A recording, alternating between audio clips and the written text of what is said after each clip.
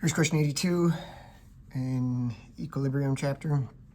This is Hess's law, which you're going to see a lot of different times throughout the year. You saw it in thermochemistry, where basically it's a series of reactions. Most reactions happen in a series of steps. So, this forms these two things. Those two things react and make this. You get an overall reaction. Then when we're doing thermochemistry, you would add up your enthalpy changes. When we're doing equilibrium, we multiply the equilibrium constants to get the overall equilibrium for the overall reaction. If you double an equation, that squares this. If you cut equation in half, that square roots it.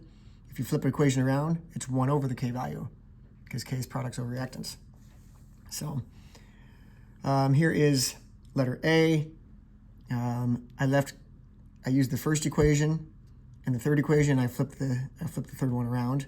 Did nothing to the first one, so that K value stayed the same. If we get our overall reaction here, 2 NAs are made here and used there, so there's a net of none of those. A half an O2 and 1 O2, so the net would be 1/2 there. So our overall reaction is Na2O plus a half an O2 in equilibrium with Na2O2, which is the overall reaction that they gave you in there. Since we flipped this around, we would do 1 over that K value, and that K value is 5 times 10 to the negative 29th. So I'd multiply this, 1 divided by that, times the K value up here, 2 times 10 to the negative 25th. And you end up with the K value of 4 times 10 to the third, or about 4,000 as a K value. Remember, there's no label for these K values. There's the first one. Here's B and C. Letter B, I used the first equation, second equation. Sorry, I put those in out of order. And I again flipped the third equation around. So if we get the overall here, start canceling things out that would cancel out.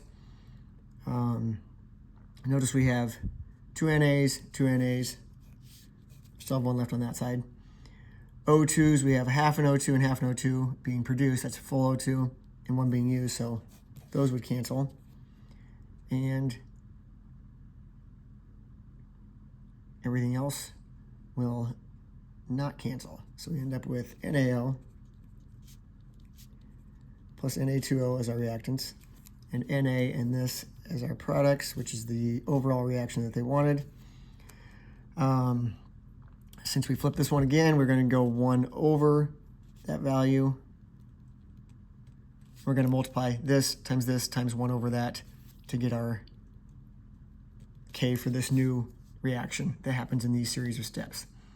And the equilibrium there ends up being about 0.08.